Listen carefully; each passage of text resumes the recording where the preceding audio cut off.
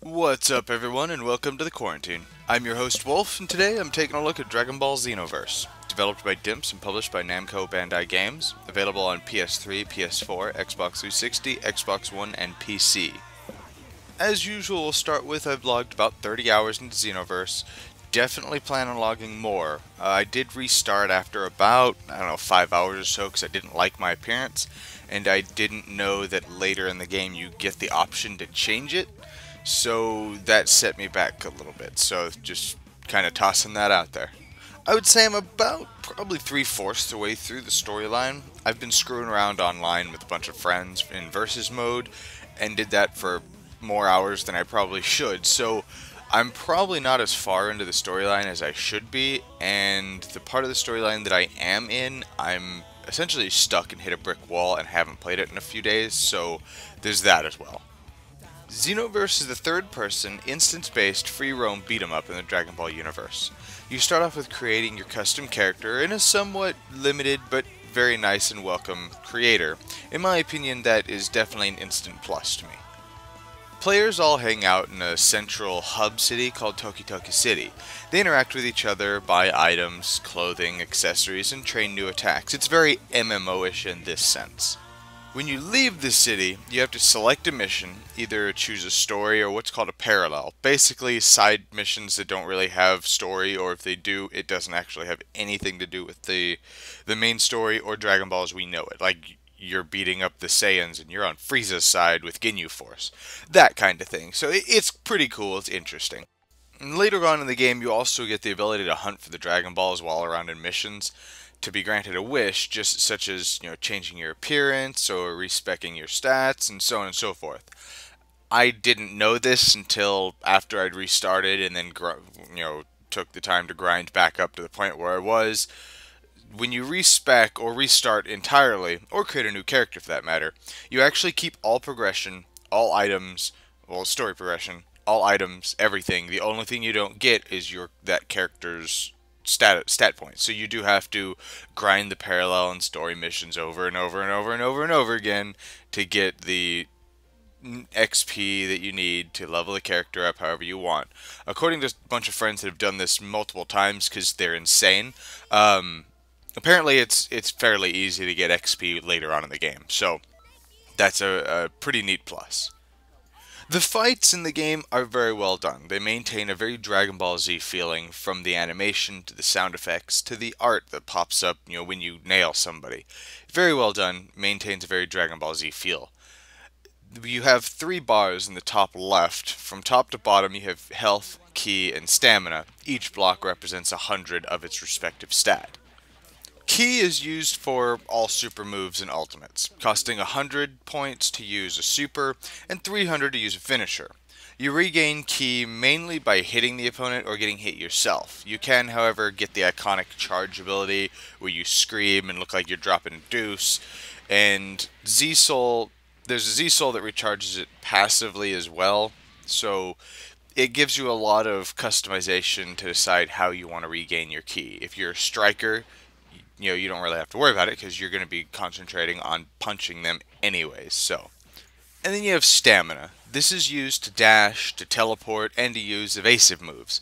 By pressing A right before an enemy hits you, and you have at least 200 stamina, you're going to teleport behind them in a very DBZ fashion. Same thing goes for if you knock an opponent away, you can teleport behind where they're going to end up, so you can chain a lot of combos, provided of course you have the stamina to support it. Evasive moves cost about 300 stamina, and usually do something like you basically explode into this ball of energy and it blasts everybody away and allows you to get everybody off of you if you're getting your shit slapped. Stamina recharges slowly as long as you're not actively doing something. So again, if you're getting your shit slapped, you have a bunch of people just pummeling you to death, your stamina and your ki are both going to be charging at a fairly reasonable rate, allowing you to get everybody off you. With that said, NPCs seem to have an outrageous amount of stamina. There were several fights that they literally spam their evasive move, and that's what gets you killed. You can't get close to them at all So I mean, key and the key based attacks are going to be your best friend in this situation, but it's really annoying. Fights in the game have a very Dynasty Warriors like combo system going. You combine light and strong attacks, and when you have enough ki, you can use one of your super moves, or you can save up to 300 and use an ultimate move. I mean, it's not super deep. I don't expect this to, have a combo system of like Soul Calibur or Guilty Gear or anything like that, but it's still very satisfying, and it's a blast when fighting with other players. While in Toki Toki City, as mentioned earlier, you can buy items, clothing, and some of the attacks. Most of the good moves are chance drops in missions, however, which RNG just hates me, so a lot of the really cool moves I never expect to ever actually get. And the clothing you can buy and accessories pretty much is everything you've ever seen in the Dragon Ball universe can be purchased, though only a few of them can be customized in terms of color and whatnot. Like you can get anything from Kid Chi Chi's clothing, to stuff all the way at the end of or the beginning of GT, I think. But there is a large variety of customization in the amount of clothing that you can get. On that note, one thing that does piss me off is while buying clothing, there is no option to preview them. That irritates me to no end. And on top of that, clothing give a stat boost. I would really honestly have preferred that it just be cosmetic, only to allow for more creativity and freedom.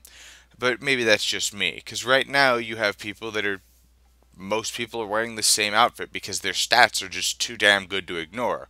You have 5 or 6 different outfits that people are going to wear.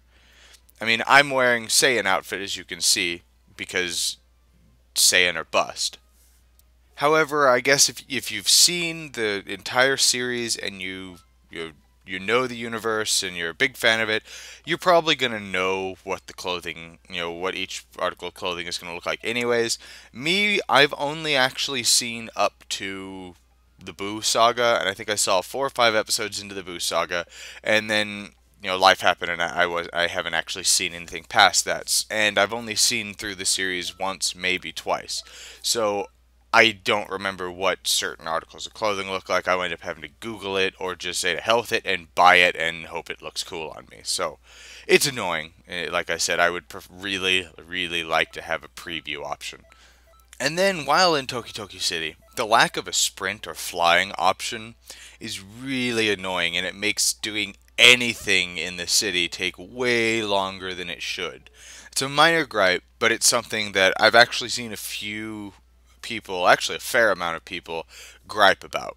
I mean, it's Dragon Ball, where people can teleport, for fuck's sake. Let me sprint in this stupid city. Lastly, the worst thing in the game, honestly, if there's something that was going to kill the game, it would be this. Also, disclaimer, it's been about a week since I've played, maybe a couple days longer, and I've heard rumor that they fixed the servers. I've just been way too busy to actually play it. I've been playing other games and work and family and whatnot. So this gripe might have already been fixed. But while I was playing, so many times while playing, even playing solo, after a mission I would be kicked back to the main menu. They really need to add an offline mode where it doesn't even try to connect to the servers. Basically do it the way Dark Souls does. It tries to connect the servers once. If it can't connect to the servers, immediately start me in offline mode. Don't make me have to close the game, restart Steam in offline mode, launch the game, and then I get to play and have fun. It's super, super annoying. But again, I've heard that they fixed this. I haven't had a chance to play and whatnot in about a week, so take that with a grain of salt. It is a legitimate gripe, however, because when the game launched, their server, I don't think they expected the game to be as popular as it was, and their servers definitely could not handle the traffic. The visuals in Xenoverse are really, really good. I mean, they're not spectacular, but they're really good in terms of they very much retain the feel of the Dragon Ball universe. They're very Dragon Ball looking. The new cutscenes are outstanding as well, beautifully drawn, and they're fully voice acted in both English and Japanese. I can't say anything negative about this, except for one thing. I do really wish that the environmental damage would stay the entirety of the match, rather than disappearing a few seconds afterwards. A little gripe, yeah, but it is still a gripe. When I do a Kamehameha and I miss and I hit the ground next to you and it creates this huge crater, it looks awesome, and then it like fills back up and just becomes part of the ground again. I think it would have been really cool to keep that damage there, and it gives you and your opponents a new tactical environment you can use to your advantage. It would have been so cool, but whatever. The music in Xenoverse is pretty standard in terms of a Dragon Ball Z game. However, and I know I'm probably going to catch flack for this, they use the new crappy Dragon Ball intro, or the new style, where it's like this upbeat, high-tempo music, and it's just really annoying. I hate it. I really miss the old rock and roll one from Cartoon Network. That fits Dragon Ball, in my opinion, so much better. Maybe it's nostalgia glasses, I don't know, but I love that intro way more than the new shit that they put out. It's irritating. The sound effects in the game, I'm not going to talk a whole lot about because they're exactly what they were in the anime. I mean, that's not a bad thing. I used to love the anime, and the sound effects fit perfectly. But there's not a whole lot to say about it. The voice acting, there's Japanese and there's English voice acting. I use the English voice acting, probably nostalgia reasons.